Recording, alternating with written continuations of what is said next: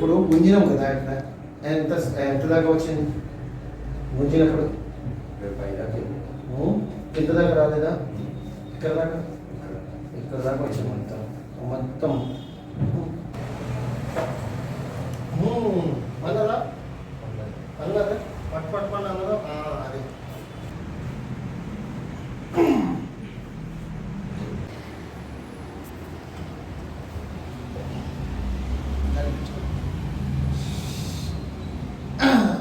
చూసినావా ఇప్పుడు ఎంత తిరిగిపోయేవాడే కదా తిరిగిపోతున్నావు అంటే